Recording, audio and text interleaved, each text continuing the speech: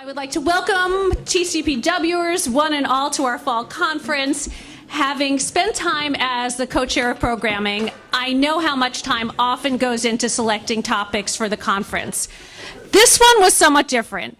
I clearly remember Robin Kaplan going up to speak at our general meeting and mentioning a couple of really well thought out future conference topics. And almost as a throwaway, she mentioned, we were also thinking about back to school. And the gasps and excitement in the room were immediately palpable. And having watched this conference come together over the last 6 months, I can clearly see why. The opportunity to be a student again, to hear from the best faculty that Penn has to offer, and we are kicking off this lunch with a bang, to spend 2 days opening our minds to topics that we'd love to learn about but never have the time. So essentially all of the joy of being a student without an exam at the end.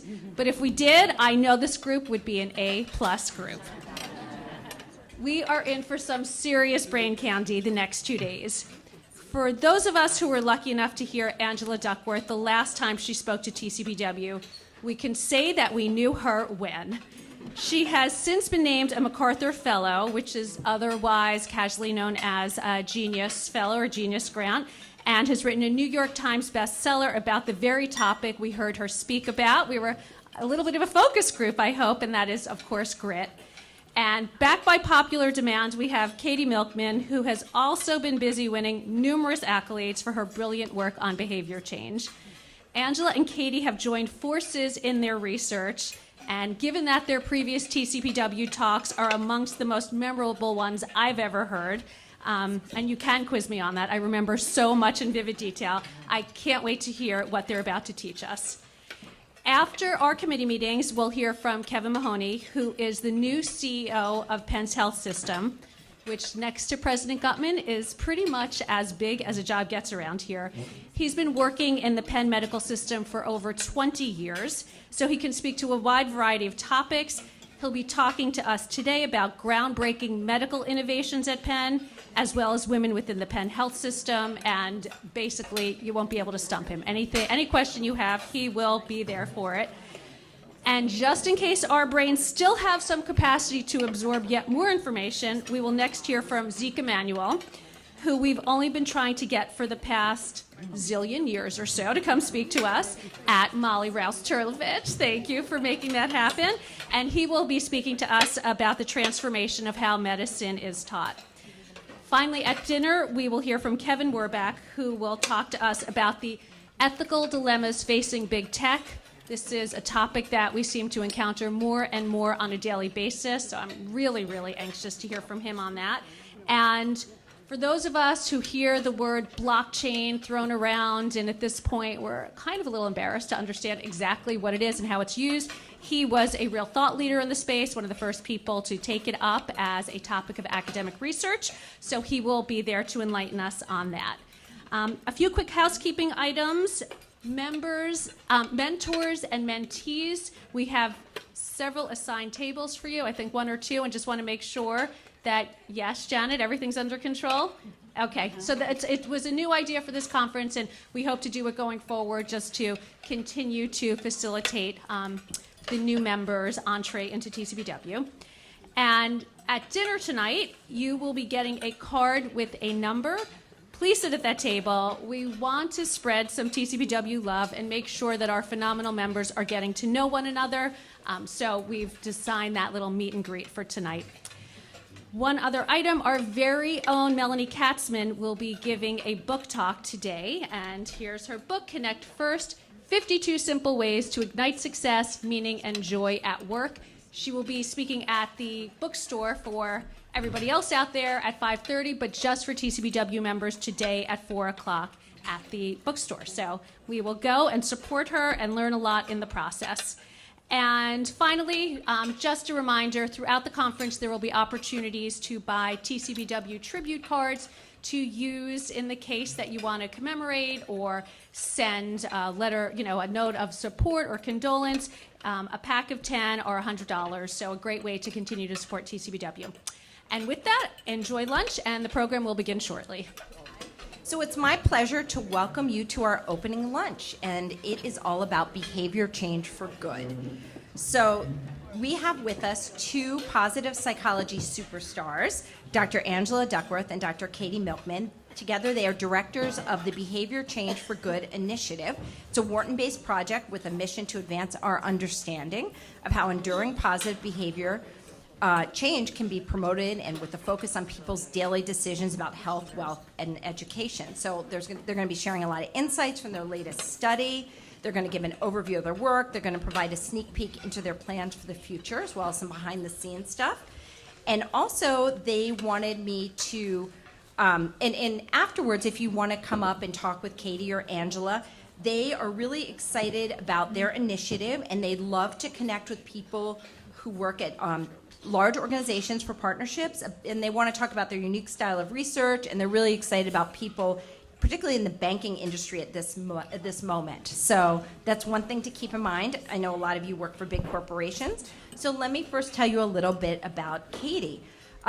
Katy, she's a professor at Wharton, and she is a professor of operations, information, decisions and she's an Evan Thompson Endowed Chair for Excellence in Teaching. And I'm not going to read their whole bios because you have that online, and none of us want to hear this, but just want to give you the highlights.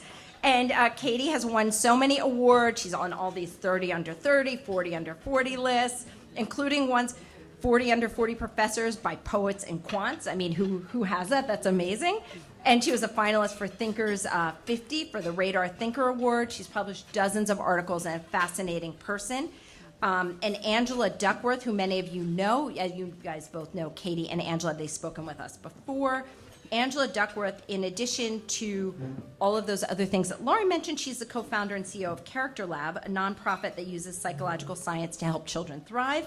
Prior to all of this, she was a math and science teacher in the public schools of New York City, San Francisco, and Philadelphia. And one of her credits that's so near and dear to me is she is the Christopher Brown Distinguished Professor of Psychology. And many in this room remember Chris Brown. He was amazing, and he's part of the reason I got so involved in Penn. So if any of you all have any memories of Chris Brown, Angela's actually never had the opportunity to meet him, please get in touch with her and share those. That's my personal suggestion. And with that, I will turn it over to Katy and Angela, and thank you all so much. Thank you so much. Mic on? Mic on, yes, thank you. And thank you, AV team. There are a lot of old friends in this room, and I know Katy and I both had this honor before, so it's good to see you again. And actually, I met a few new faces too, so good to make new friends. Katy and I share everything. This might be one of the advantages of being two women who are embarking on an adventure together. So it started off with sharing, like computers occasionally, and then progressed to like, I don't have a sweater, can I wear this sweater? And just the other day, we were walking to work, and she had one earbud in, and then there was a wire, and then I had the other one in, and I was like, okay, this is getting ridiculous. But we're so happy to be each other's BFFs, and we're mutually excited about behavior change. I'm going to begin the presentation and hand it off to Katy. She'll hand it back to me, and then we hand it over to you for some questions towards the end. So the story of how we actually started to, braid our lives together, in some ways begins with Amy Gutman. Amy sends an email out to all the faculty saying that the MacArthur Foundation, which, yes, I had heard of at that point before, so I knew a little bit about what they did, they were doing something unprecedented. They were going to, for the first time in their history as a foundation, dig into their endowment and create a $100 million prize for one team anywhere in the world to solve one urgent social problem. And those were the only rules. I mean, the United Nations, I believe, applied. Stanford, I think Harvard put in 8 applications. But Amy thought, reading the rules, that there was an encouragement from the MacArthur Foundation to have one application per institution. So the email goes to all the faculty. It says, who wants to play, we'll back one application. So, Katy and I applied. We effectively beat out all of our friends. We apologized to those friends. Most of those friends are actually now on our project. And I will tell you that the happy ending of the story is that that is the work that we're doing. We applied to try to solve the urgent social problem of human behavior change itself. Right? You know, if you are trying to exercise more or, you know, eat less, good thing, by the way, brain candy, which Lori was talking about, like, has no calories, so far as I can tell. So, you know, all of these things that we want to do, that we know we should do, human beings, every human being, no matter who you are, where you come from, what age you are, we all struggle with actually doing what's in our long-term best interest, despite momentary temptations. So we thought that was a great pitch. Amy thought it was a great pitch. The sad part of the story is that we did not win $100 million. Yeah, well, if you want to know who won, Sesame Street. For, yeah, I know. You see, you can't really be, because they're Sesame Street. So we were like, all right. And they won to do special programming for Syrian refugee children.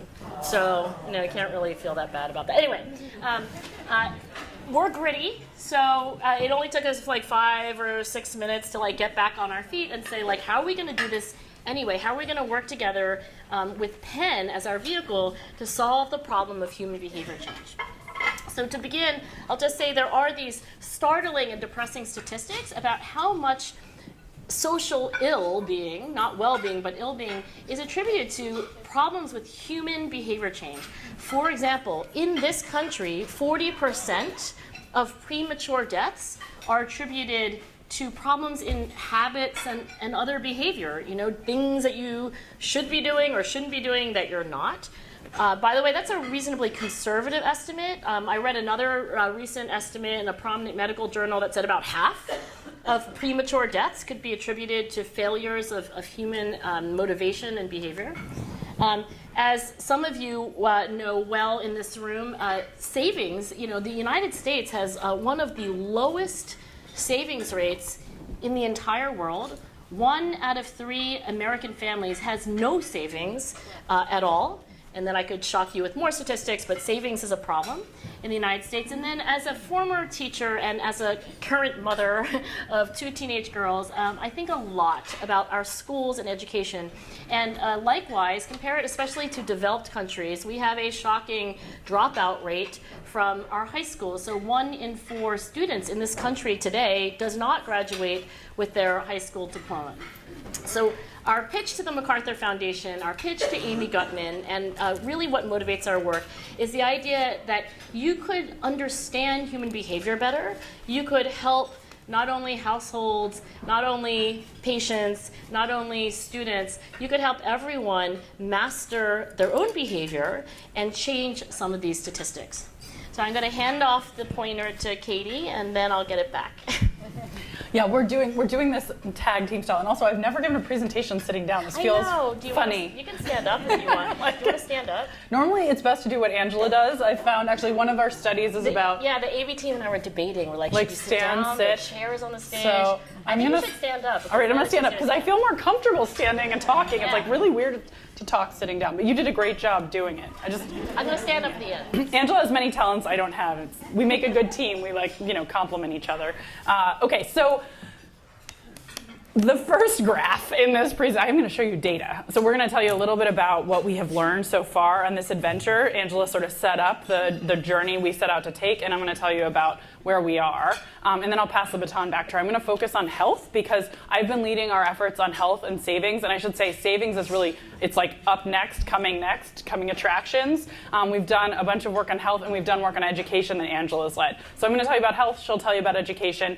And this is just a graph to motivate our work a little bit more than the statistics we showed you. One of our first partners in this area, for reasons I'll explain in a moment, was a large national gym chain that you might have heard of, 24-hour fitness. And we just took some of their data and did a really simple thing. We said, how correlated, essentially, how predictable is a person's future gym attendance if you look at their past gym attendance? What if you look at what they were doing last week? How about 2 weeks ago? How about 3 weeks ago? How habitual are we, essentially? And that's what this graph is trying to show you. Basically, we're sort of 80% of what we were last week when it comes to gym attendance. And we stay pretty stable if you look over time. Even a whole year ago, much of our behavior is predicted based on what we were doing a year ago. We're really quite consistent. And that habitual nature of these kinds of decisions is part of why we think it's so important to crack the code on what creates those habits in the first place and to be able to break bad cycles. So how can we learn much faster how to fix this problem and how to make behavior change that sticks? That was really the question that was at the heart of our proposal to the MacArthur Foundation. And when Angela and I sat down and thought about this, a few key insights came to us that really fundamentally shape our approach. The first was, as much as we can achieve together, and I think it's a lot because we're very, very, as she said, gritty, and we work really well together, we cannot do this alone. It has to be a massive team endeavor. And so one of the founding principles of our organization is to make Penn the epicenter of our work and behavior change, but to draw in some of the most brilliant minds all around the world who are thinking about this problem across disciplines. And so the very first thing we did actually is we built a team, which now includes about 100 scientists, including multiple Nobel laureates, many, I can't even count the number of MacArthur Fellows, number of members of the National Academy of Sciences is, I think, over 10.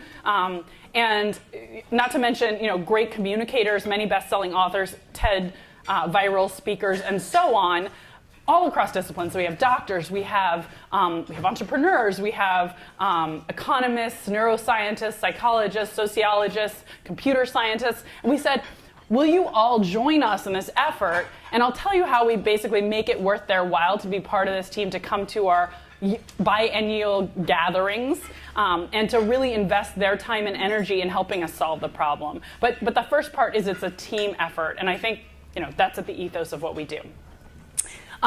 If we wanted to draw all these people in and give them some playground where they could make a real impact, we knew we had to build the infrastructure to do that. And so here's the insight we had. We said, look, there's billions of people on the planet, and they're all trying to change their behavior for the better. They're just looking for ways to achieve their goals. What if we basically made them our scientific laboratory in a way that was mutually beneficial? So they want to solve the problem, we want to solve the problem, let's team up with them. But how would we do that? How would we reach them?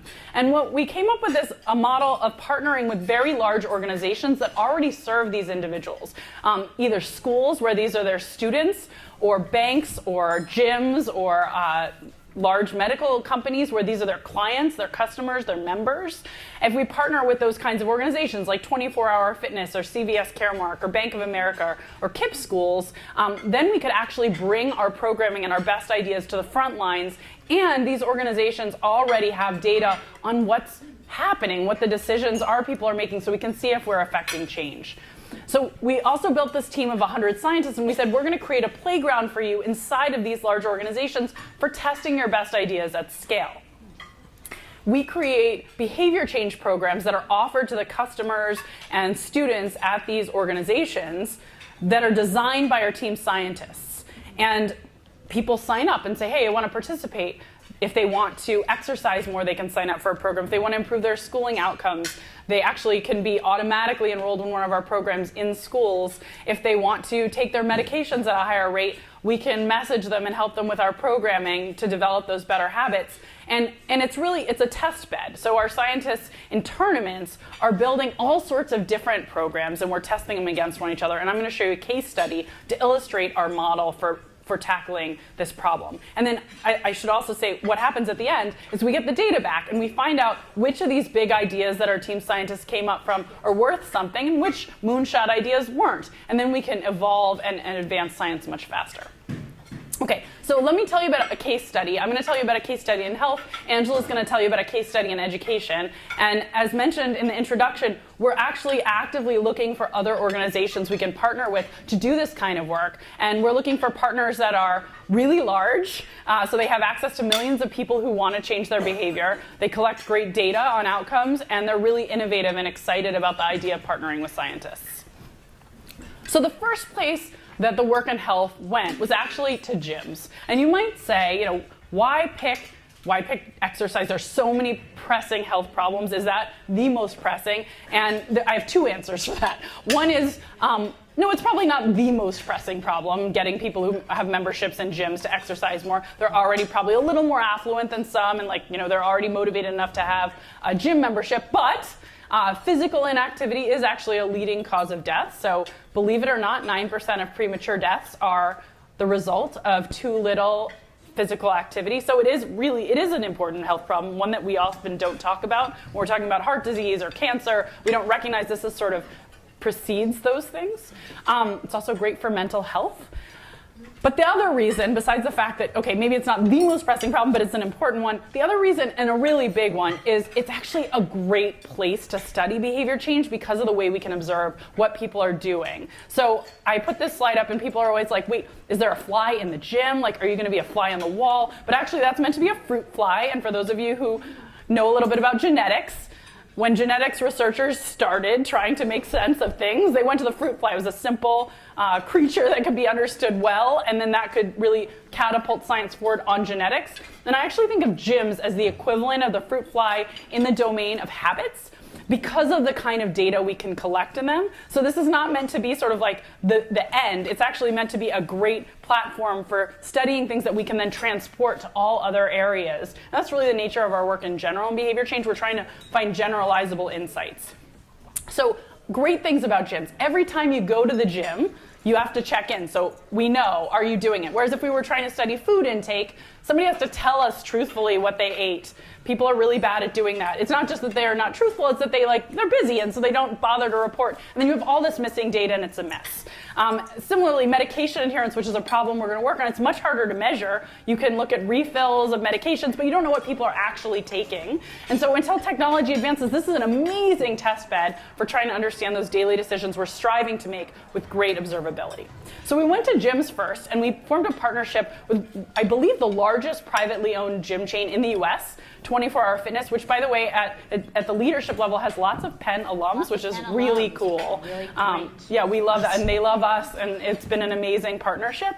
And so they were our first major partner in studying how can we catapult behavior change forward, and this was our test bed. So we decided to run a massive study in this environment where we invited all members of 24-hour gyms to sign up for a program designed by our team of scientists to try to help build lasting exercise habits. And about 63,000 of their members volunteered and said, I definitely want to be a part of that digital program that's been built by scientists to help me exercise more. And we got great designers who had a UX experience and had come from the startup world to help us make it look and feel like a really professional program, not what you normally see in a science lab. So when they come, they see these professional looking graphics, they sign up, they consent to be in our research, they provide their email and their cell phone number, and then we're off to the races and trying to study their behavior and change it for the better. So after people enroll, we actually put them into a random assignment experiment. It's a giant A/B test based on the ideas that were submitted by our team scientists. And we also built on some of the best practices from past research. So everyone who enrolled in the program, save a small holdout group, was offered repeated rewards, micro incentives for exercising, order of magnitude about 20 cents per time they go to the gym. But we know that rewarding good behavior repeatedly is one of the ways that we can form lasting habits. We also had everybody make a plan about when do you intend to visit, because creating those plans has been shown to be incredibly important to actually following through. So people say, what are my goals? What days do I plan to go to the gym concretely and at what times? And then we're going to be able to remind them to go to the gym at those times. And actually, this is just a little bit of data from a pilot program that preceded this, where I did a large experiment at Google with about 2,500 of their employees, and we showed that these basic components in a 4-week program where we paid their employees a small amount to go to the gym at planned times and texted them reminder messages had a lasting impact that you could see about a year later. So the data that comes before the line shows how often people are going to the gym in a control group that didn't get our program and a treatment group that did, that got paid for exercising and got reminded to go at planned times. And then after that line, what you can see is, of course, the program ends and everybody's exercise drops, because that's the nature of, you're not being paid for it anymore. But the impressive thing is actually that the gap remains. So there's now no longer a difference in what's happening to these people, but because they had a different experience for 1 month, for a whole year later, we still see a difference in their behavior. So we were trying to build on that and say, how can we make that gap larger and build more sustained habits? So we have these repeated rewards, we have planning, we have A/B tests inserted, and we send people text reminders for the next month.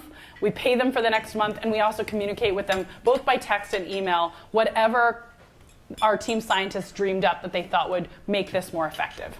And we ended up testing actually 53 different programs designed by our team of scientists because, again, this was a tournament style. And this is not the way science normally works. I should say normally science experiments, one person has one idea, they test it, and then they publish it 5 years later, and somebody else builds on it, and 10 years later there's another paper, and so on. And we said, let's do that much faster. We can do this in parallel. We can make all of our results comparable. And so all these different teams of scientists came to us with their best ideas, and we ran this massive trial with 53 different programs being tested all at once. And there are a lot of different ideas, so many that if I went through each one in detail today, your heads would explode and so would mine. So instead I have this sort of mega placard that tells you about, I'll tell you about a couple of them, and I'll tell you about some big winners. But they were ideas like, what if we have people sign a pledge and really commit and actually sign their name and say, I commit to sticking to my exercise goals. Maybe that would work. To having people actually get rewarded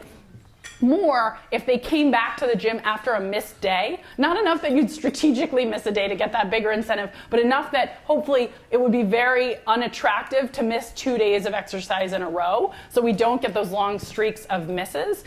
Could that actually help? So really different ideas coming from different disciplines. From, can we change people's mindset? Can we change the way they feel committed to this? Can we change their incentive structures? And they all went into this big tournament. Okay, so you're probably wondering, how'd that go? And this is a very hard graph to read, so let me just orient you in it. The first thing, the two lines highlighted in Penn colors are meant to show you just simply the difference in how often people went to the gym during our program if they were in a holdout control group, which means a group that was randomly assigned actually not to get a real program. So they signed up, we said good luck with your life, and that was basically it, because we needed a placebo, right? When you're in medicine, you give someone a sugar pill and compare it against your new drug. This was our sugar pill. So welcome to the program, good luck, and that's the end of the communication from us. So we can compare that against all the other things we tried. The first thing I'm highlighting is how that compared in terms of how often people went to the gym with our incredibly low cost, simple planning reminders and micro incentives program, which ended up costing about 75 cents per person. And the answer is we saw a significant boost in gym attendance. It's about a 10% increase in gym attendance that we were able to induce just with that really simple programming. And the other thing that's great is that every single one of the programs our scientists designed outperformed our sugar pill directionally. So all of those lines are showing you different programs that our team came up with. Every single one directionally was better, and actually about 55% of them were significantly better, meaning like a statistician would look at this and say, that's meaningful, that's real, it's not noise, you found something really important there. So that's really exciting because it means that we really can make an impact. And as you can see, there are some bigger winners than others. The sort of outliers are the ones that are most exciting and will most likely have a really big effect on the next wave of studies we run. So you're probably thinking, what was the secret sauce in most of the programs that make them successful? Well, one is actually one that I just highlighted, but I want to show you again. The biggest winner that led to about a 30% increase in gym attendance was this program that tried to prevent people from having streaks of misses and basically recognize that there's a real problem if you essentially fall off the wagon. If you miss the gym once and then twice, it's a slippery slope downward. If we can just get you to come back when you're in that sort of risk zone and actually re-engage, it's really valuable. And so just a little increase in the incentive. We were, again, remember paying people 21 cents to come to the gym. Now, if you miss a day, coming back the next day, you get 31 cents. This is not a fortune. This is very affordable, but it made a big impact. And I think it's not about the money. It's about the message, and it's about, these are sort of like points. You can think of this as almost symbolic rewards, but it's conveying that this is it gives you a little extra motivation to get back to the gym. Rewards as you're going? Yes, yeah, exactly. So that's really critical. We communicate to them when they sign up, here's the reward scheme, here's how you're going to earn some small amounts of cash through this program. So they know that, and that's what's drawing them back to the gym after they have a missed day. So that was a big winner. Another interesting and big winner, one of our team scientists is a guy named Bob Cialdini, who's written, I don't know, my favorite book other than Grit, of course, on behavioral science. Has anybody read the book Influence, The Power of Persuasion by Cialdini? Cool, okay. If you take nothing else away from this today, I highly recommend that the rest of you read that book. It is so amazing. He's a brilliant scientist, and he's a member of our scientific team, member of the National Academy of Sciences. And a lot of his life's work has been devoted to showing how powerful it is to let people know what everybody else is doing. And that might sound intuitive, but it turns out to be an incredibly cheap and easy way to change behavior for the better. He's focused often on the environment, letting people know most people reuse their hotel towels, or most other people in their neighborhood are actually more energy efficient than they are. Turns out to have a huge impact on changing behavior. And we said, let's take this into the domain of habits and see if it can create more lasting change. We conveyed two things. One, most Americans are actually exercising, and actually that trend is on the upswing. So turns out that was a really effective way to get people to recognize, oh, this is a sort of a normal thing to do. It's a cool thing to do. It's a thing I should maybe be thinking about doing more too if everybody else is doing it. And so that was another really effective messaging strategy. And we sort of hit them over the head with that message. We sent them little text message quizzes, asking them questions about how often other people were exercising and doing various fitness-related things. And that really seemed to motivate change. And then here's another one that's actually near and dear to my heart. Worked in a slightly unexpected way, but we teamed up with Audible audiobooks, and they gave us free audiobooks to hand out as gifts to people who signed up for our program. I'd done some past research showing that basically if you can make exercise more fun by linking it with something you look forward to, like a fun audio novel that you're only allowed to read at the gym, or your favorite TV show that you can only watch the next time you're working out, it makes people more likely to exercise. And I call it temptation bundling. And just giving people audiobooks turned out to be enough to basically unlock those benefits. We thought we would have to explain temptation bundling to people, but maybe it was so intuitive we didn't even need to, because it was just as effective if we just gave them the book as if we explained this idea of only listening while exercising. If your gym gives you an audiobook, I think you know what to do with it. Okay, and then finally, and this one's a little bit more boring, but also worth highlighting, increasing the amount of the reward that we gave people per visit also had a pretty big impact. A nice bit of news is, we don't have to spend a lot of extra money to get all that benefit. We can do it with these nudges, like telling people everyone else is doing it, or just increasing the incentives a tiny bit after a missed workout, or giving them a free book that was donated. But it also did work well to just pay them more. And so that I do think we should keep incentives on the table, and we're going to try to use creative ways to make things cost effective, but effective nonetheless. So those are some of our big wins. I'm happy to talk more about all of this. I'm going to pass the baton to Angela to talk about some of our big wins in education, and then hopefully that'll give you a sense and a flavor for the kind of work we're doing. We can have a really fun Q&A session. Awesome. I'm going to stand up because I'm only 5'1", so I need all the help I can get. Let me move on to education. So in parallel to this big gym study, we ran a study with over 12,000 high school students. So these are teenagers living near Orlando, Florida. It was the biggest experiment of its kind. All of the scientists involved in this mega experiment were trying to help kids improve their report card grades in a subject that they identified as the one subject, that magic wand, they would improve in. And we ran this study in January. Very important. Now, a lot of us have kids in our lives in some way, shape, or form, and I will tell you that come January, only a few months from now, kids will experience a fresh start. This is also Katy's work. The fresh start effect is that the beginning of a new marking period, the beginning of a new year, gives people extra motivation to change their habits. So it's radically different to ask somebody to change their habits like in May versus January, because in January you're like, oh, this marking period is going to be different.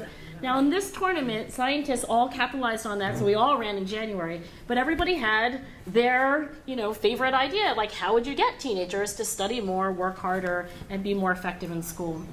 I'm going to tell you about the big winner in this study. And in this winning activity, which lasted 8 minutes, kids experienced a digital intervention in their computer labs, right? So everyone marches down to the computer labs in these high schools, and when you sit down, the computer randomly assigns you to different activities. This was the activity that won.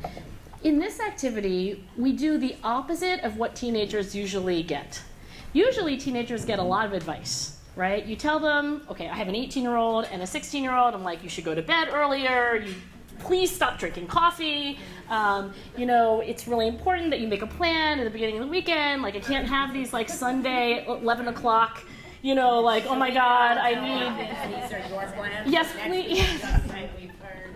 You can tell them Dr. Duckworth said that, but the thing is, as many of us who have teenagers in our lives in some way, shape, or form know that, like, the advice somehow doesn't always have its intended effect. Somehow, it's ignored. In this intervention, we ask kids to give the advice, not get the advice. We say, a lot of kids actually struggle with their cell phones. What advice do you have for students who are just a little bit younger than you? And there were a series of questions that were multiple choice, some open-ended, again, 8 minutes total. Also, teenagers type very fast. And when we framed this as not giving them help and advice and telling them what to do, but that we needed them. We needed them because students who were younger than them needed their wisdom. It completely changed the frame. One student walked out of lab, special ed student, very low performing, and stopped the researcher and said, this is the first time in my life anybody has asked me to help someone else. Could you please come back again? So even then we knew we were onto something, and I will tell you that when you ask kids these simple questions, we analyzed the data, what they said, they're like, really good advice, like really good. So actually, probably my own daughter knows that she should stop drinking coffee and like go to bed earlier. The trick of this intervention is that we unlock that wisdom. When you tell someone, hey, here's my advice for doing better, it turns out you do change. Now, you weren't learning something new, but you, in a way, unlocked your own motivation. You reminded yourself of what you knew best, and you, in this intervention, actually start doing it. So when we look at the grades at the end of the third marking period, right, we find that in that target class that you really, really wanted to change in, just this 8-minute activity increased by about 10%. I mean, just a big amount. How well you did. And we also looked at another class. What subject in America is the least popular subject of all subjects? Math. Actually, in surveys that are done nationally, kids in this country, and there are exceptions, but kids in this country would rather eat broccoli than do math, and they would rather take out the trash than do math. So we were very encouraged, especially the emphasis on STEM, that we also were able to improve grades in the least popular class in these high schools. So the take home, I think, for those of you who want to say, like, how do I, the next time you want a teenager to do something which is in their long-term best interest, instead of asking them to listen to you, ask them to tell you what other kids should do. Now, in terms of what's next, we've done education, we've done health, but we're not done in education and health. So we're running new studies. Are we allowed to say who our partner is yet? Not yet. Okay, there's a big prescription, can we say stop talking? Company. There's a medical company. We're going to be doing another big health study. I guess we'll have to come back and tell you about that one. And in education, we're continuing to run studies, and not just with high school students, but also with middle school students. So we're trying to move down in age.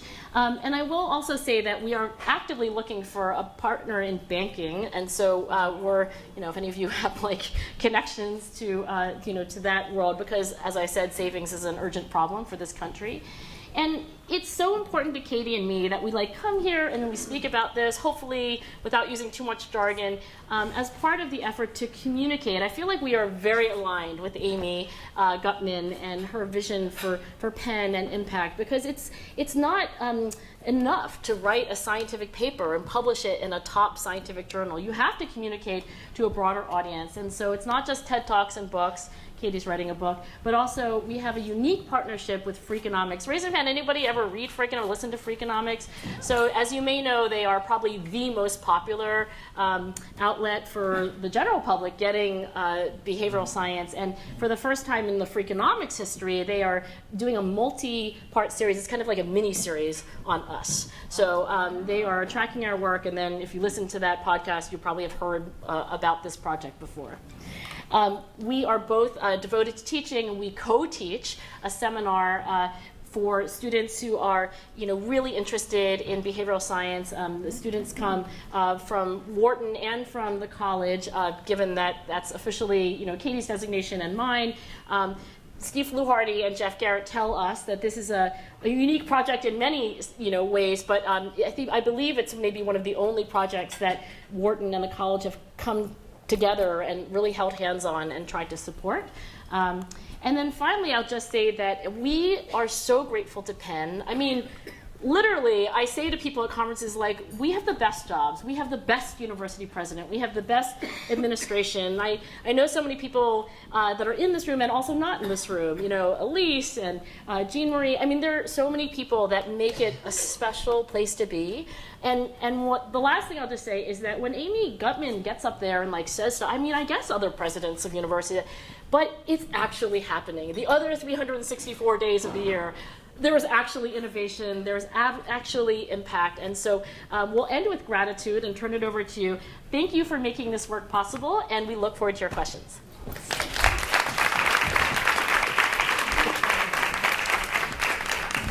Okay, so I'll sit down for this because we're not sure who. But can we just do raise of hands? And then I think the most expedient thing, given all the food on the table, I know we only have limited time, but if you just raise your hand, I'll paraphrase the question for the rest of the room, and all questions open.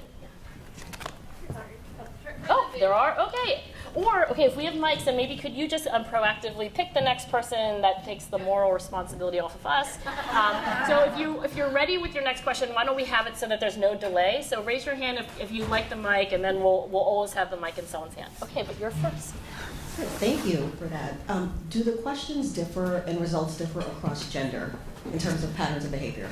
I know for the education study, we did not find a difference between boys and girls in terms of who benefited most from giving advice. We also found no difference across age or ethnicity.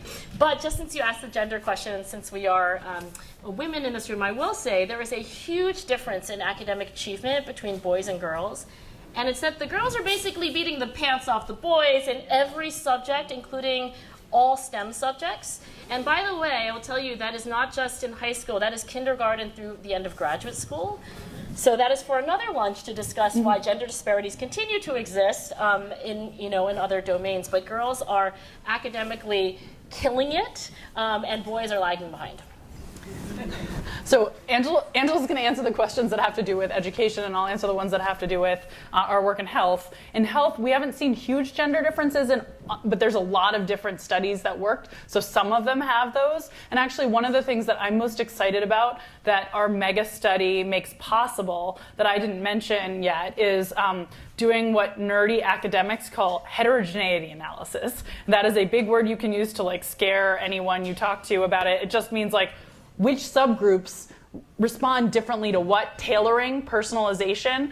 And we have a team that's doing machine learning work to try to figure out, can we really personalize these kinds of interventions using the best available analytics to make sure that if there are some things that work incredibly well for women, or not just women, maybe it's women in a certain age group, in a certain geography, we will try to figure that out so that we can advance science in a personalized way. And when we do our next projects, try to build on those insights and build more tailored interventions. So I'm actually really excited about that possibility. It's much more feasible to do with one of these mega studies. That's what we call these giant A/B tests, because you have so many different options for personalization than standard science, where you're like, well, does this work? Yes or no? Well, if it doesn't work, then what does? But if you look at 53 options, now you can start saying, well, this works for this person, this works for that person. And we have some funding from a group called Schmidt Futures. It's Eric Schmidt, the former CEO of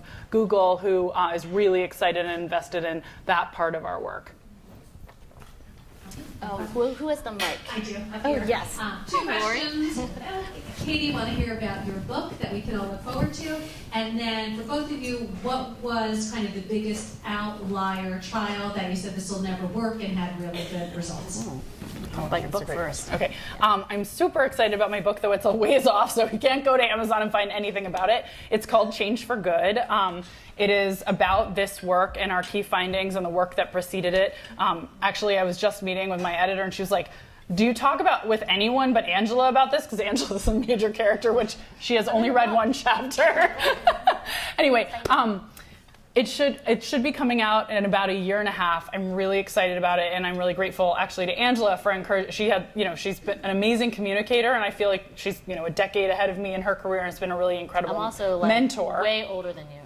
I have like 5 months to get into 50 under 50, or it'll be too late. So, yeah. I think you're already in the 50 under 50. Anyway, so I'm very grateful to your mentorship and guidance, and I'm excited about this project. And for those of you who are also into podcasts, I should note one thing that's further along is actually I now host a podcast about behavioral science called Choiceology. And actually, one of our episodes this fall, just a couple weeks ago, featured Angela as my guest, and we talk about these effects of advice giving and tell stories about it and try to communicate. We have a couple 100,000 subscribers, so it's another way we're trying to reach people, because communicating about this work is really important to us. If it just lives in our research labs, it isn't having the impact we want it to have. So it's called Choiceology. Okay, so Katie and I gave you some of the, Lori's question's great. Like, what are the outliers? Like, what's the highlight reel of the behavior change for good insights? By the way, there's a double meaning to behavior change for good, right? Like, for good, like impact, like Amy Gutman means, but also for good, like, forever, right? So anyway, we thought we were truly, I was like, we are geniuses. Actually, like that is genius. Well, actually, the funny story is that Angela came up with that term, and it took me like 2 days before I realized there was a double entendre. Oh, really? At which not point, that genius. Well, no, I'm not. But I was like, I'm so slow. That's brilliant. So we gave you the highlight reel here, but let me also say that if you're in, so these are the emerging insights, right? And what Katie showed you isn't even published yet, right? So this is not even hot off the presses because it is not off the presses yet. But if you are a parent or an educator, or you have a godmother, or you have an aunt, somebody, a kid in your life, I do a weekly highlight reel. So every Sunday, I send out a personal email to parents and educators, and it's one actionable piece of advice based on science.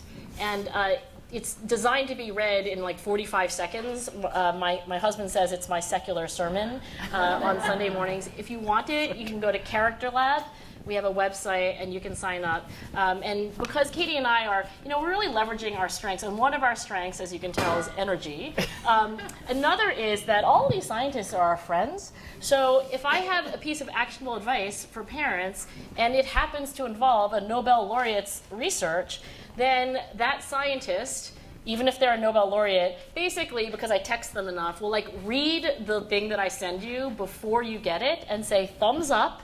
This is what I would say to parents based on my 40 years of, I don't really want to read all of that, but I know it's the important research. So that's the highlight reel kind of in a broader sense, because I picked the insights that are most useful and most solid. Okay, hands are up, but thank God I'm not the mic runner, so I think there was a mic here, and then maybe the mic runner can, yeah.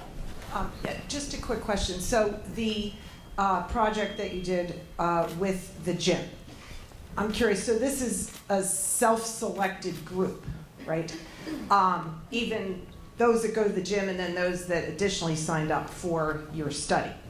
How would you plan to take that group versus your general population? That sort of would be the next step.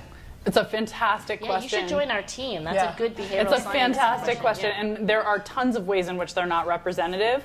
Actually, one thing that was really interesting is some of the things that worked well in schools didn't work as well in the gym, and we think part of it is that we got extra motivated people in the gyms, whereas in schools, everybody was just taken down the hall to a classroom to do these exercises. Our next projects actually will include everyone. There won't be a select sample in all of them. And in fact, one of them we plan to test in a medication adherence project. Some people will just start getting our messaging and communication, and others will be invited to sign up for it, so we can see if we get basically the same results in both populations that volunteer and those that just end up in the programming, and learn a little bit more about this.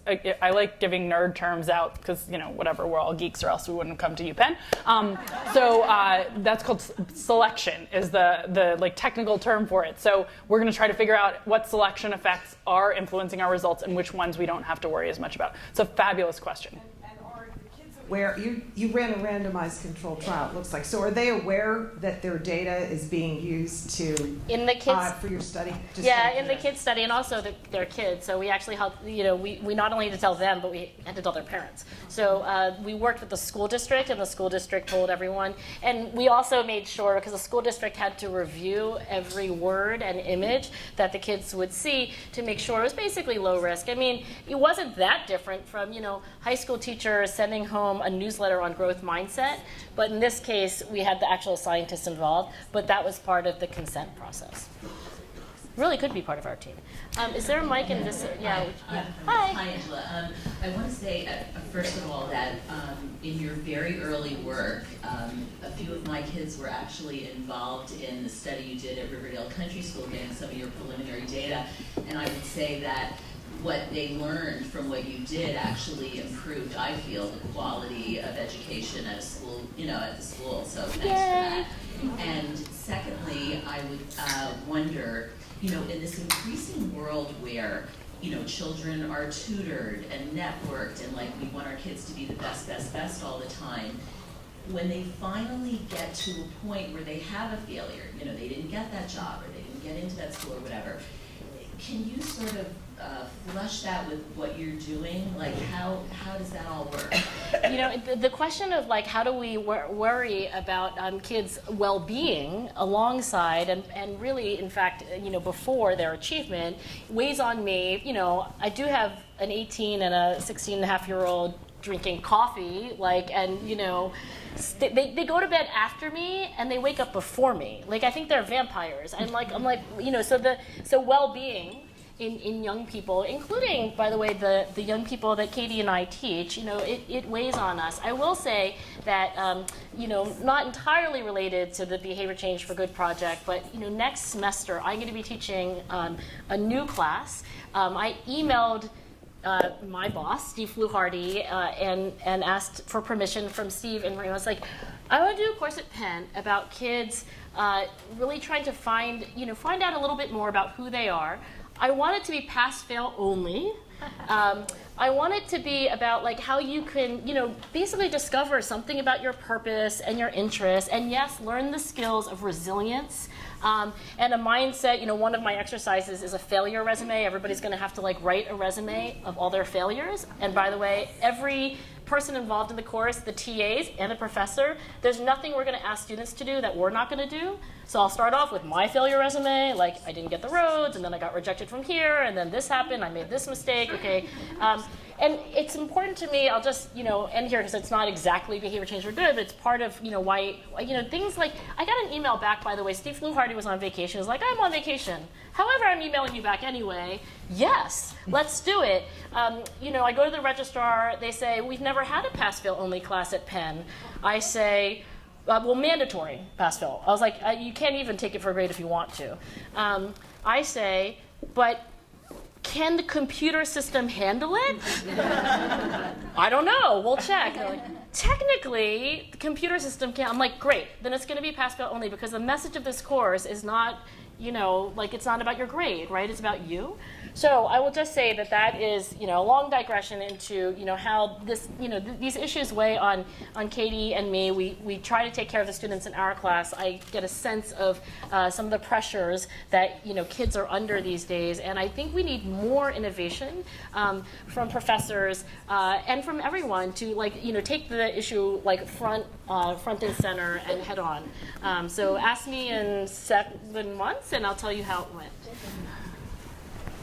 Yes, you tell us, yeah. So with all this extensive research that you've done, how have you thought through, and I'm sure you guys seem incredibly thorough, you haven't talked about DNA and genetics as the factors in both short-term and long-term effects towards habits changing, habits developing, and the ability to stop yourself when you need to stop yourself. So Katy and I were just conferring, who gets that one? I was like, oh, I'm the bio major, so I think I should take that. So I'll give you a 45-second lecture on genetics. You have DNA from your biological father and your biological mother, and that DNA conspires to influence you in every way that you can imagine. So it is true that there is a lot of nature. Whether you vote Democrat or Republican, whether you like broccoli, whether you are, interested in more in, one subject than another. These are all, by the way, not theoretical examples. There are published studies showing that these are linked to genetics. Whether you like to talk a lot, whether you'd rather read a book on Saturday. So behavior change and your habits and whether you go to the gym or not is also influenced by nature. Okay, so that's the 45 seconds. But I will say this, the most important thing for us about this research on genetics is that there's nothing that's been studied about psychology, motivation, and behavior that isn't also influenced by your experiences, by your mentors, by what your family traditions were, by what the advertising, pop-ups say. And so Katy and I understand as scientists that it's not nature or nurture, it's nature and nurture. And because we don't know how to work on the nature part, go ask the people in the med school, we work on the nurture part. But we're well aware of that, and it is a reality. You can blame your genes if you want. But by the way, research says that if you start blaming your genes, you'll demotivate yourself. So be careful about blaming your genes. It's great. Very sophisticated question. Hi, I think I'm next. Okay, good.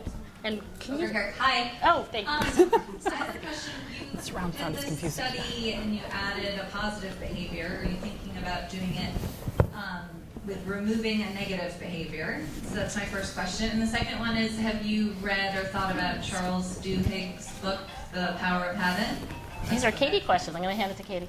Let me start with the first. So we both read Charles Duhigg's book. It's based on research done by our team's scientists. So he's a wonderful journalist. Wendy Wood is actually on our team, who I would say is the world's expert on habit, and he borrowed from her more than anyone else. And by the way, she has a great new book out called Good Habits, Bad Habits that is really, it's a really scientific version of the beautiful journalism that he did, and it's updated for, 2019. So we're super aware of that research, and it's the foundation essentially. But he just did sort of a coverage of our team scientists' work that was very elegant. Okay, and now I don't remember the first question because forgetting is, by the way, one of the biggest barriers to behavior change, and there's a whole chapter about it in my book. Which you can remind yourself. So I think your question was about maybe the difference that I'm going to ask you. Is it the difference between making a good habit versus breaking a bad habit? Was that or? I was wondering if you could do the same study with removing a bad habit. Thank you. Adding a good habit. Yes, absolutely. In a sense, right, there are bad habits embedded that are the obstacles to all the good habits we're trying to form for people. So if you think about how to change behavior for good, you're always trying to, so a lot of the work we're doing in schools is thinking about how do we get people to put away their cell phones or other distractions, instead of going on social media to hit the books. Gyms, I would say, you're right, it's more about doing the good thing, but some savings is largely about actually abstaining from doing the things that are tempting with your money, and instead setting and forgetting defaults and and letting money flow in other directions. So I think it's actually an inherent tension, and we frame our work as being about creating positive habits, but to do that, you normally have to break lots of bad habits. And some of our team scientists really focus their designs on breaking those bad habits, whereas others focus more on establishing new and positive ones. But you can't have one without the other in most cases, and it's built into what we're doing. If you are going to go home after this wonderful Penn trip it is usually more beneficial to frame things as making a positive habit, even if it's kind of like also breaking a bad one. So that's just a tip, user's tip, yeah. One other really quick thought is we are not doing any work on addiction, which is like the ultimate, I guess you could say, bad habit, but it is clinically different than the things we're studying, and we have so far stayed away from that because we don't feel our expertise sets us up for success in that area, but it may be something we'll venture into in the decades ahead. Hopefully we'll be doing this for the next 40 years. Great, I had a question. Yeah. So I'm a longtime data geek and in AI, been in AI forever, and you had mentioned you're using machine learning, and I love the work you're doing. My big worry was, and I'm in this business, I just have people always saying, I want to throw an AI model. I want to solve all the mysteries of the world. Give me all your corporate data, find out all about risk. And like, I just would worry that your programmers doing the AI and the machine learning would affect the outcomes. And I'm wondering how you're kind of preventing them from kind of skewing your data or skewing your results. So like, what kind of steps are you taking to oversee them? Okay, that's a great question. So, and by the way, I think we were both introduced as positive psychologists, but I should say I have a PhD in computer science. I've never taken a psychology class in my life, and part of the reason we work well together is we have very different backgrounds and brains. I'm not an expert on AI, but the really wonderful thing about our team is that we have some incredible leaders in this field who are supervising that work. So Lyle Unger, who some of you might know, who's here at Penn, who was actually the dissertation advisor of my dissertation advisor. So it's fun to like work with my grandfather. And then, he would hate it if you said I won't tell him anything. Okay, go on. I know, he's very young. He's much too young to be my grandfather. And then Sendhil Mullainathan, who's another MacArthur Award winner, who's an economist at UChicago, who's moved into sort of taking data analytics to economics problems, and particularly focuses on avoiding these he is very focused on how do we do causal inference and not just correlation and make these mistakes. So he's actually the leader of the team and the leader of the grant that we got, and that is his main area of expertise. And then Colin Kammerer, who's another MacArthur Genius Award winner, who's at Caltech, but has a distinguished appointment at Penn and started his career here at Wharton.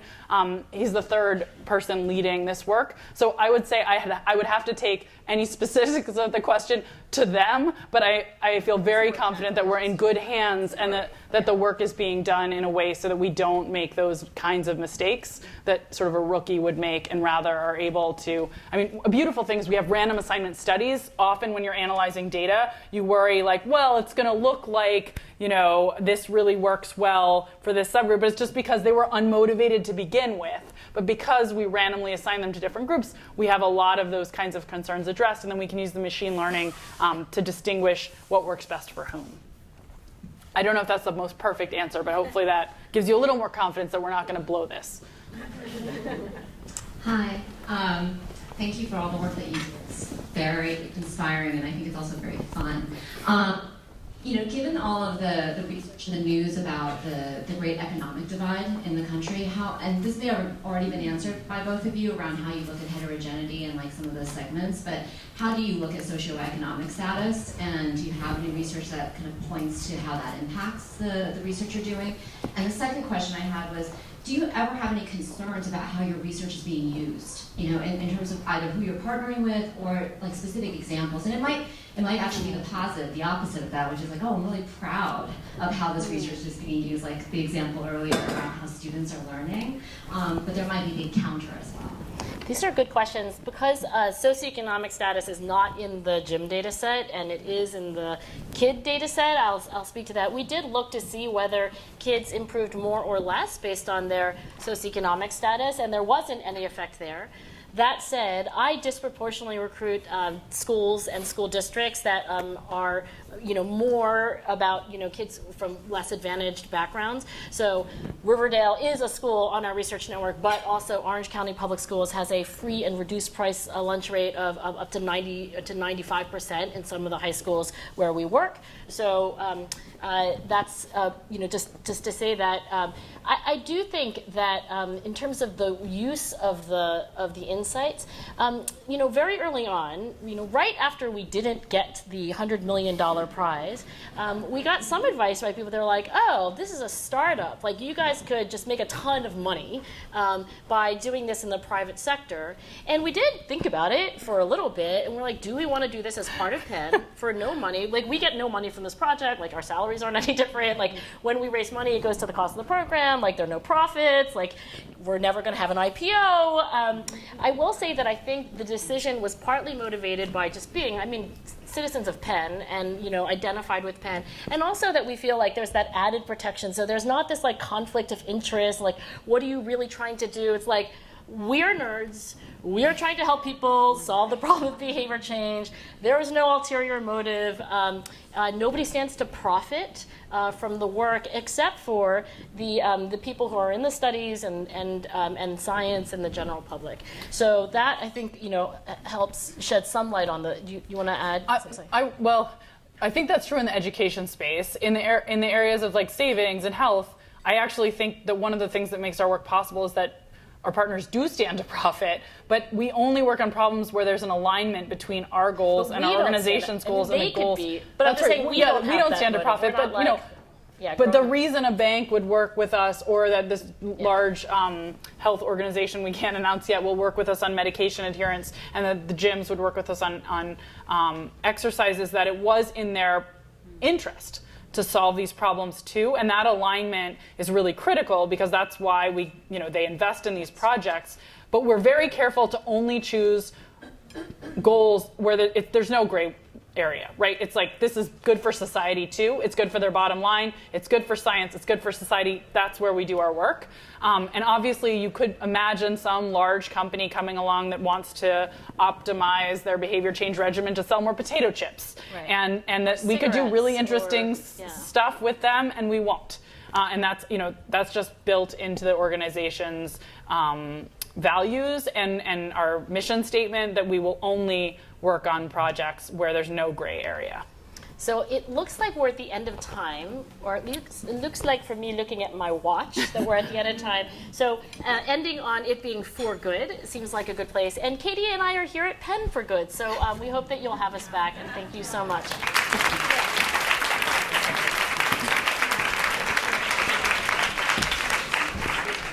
Thank you so much to both of you for joining us. We are also lucky to have this partnership of computer science and positive psychology. So everyone, please give a round of applause for Dr. Duckworth and Milkman. Thank you guys so much. Thank you for having us.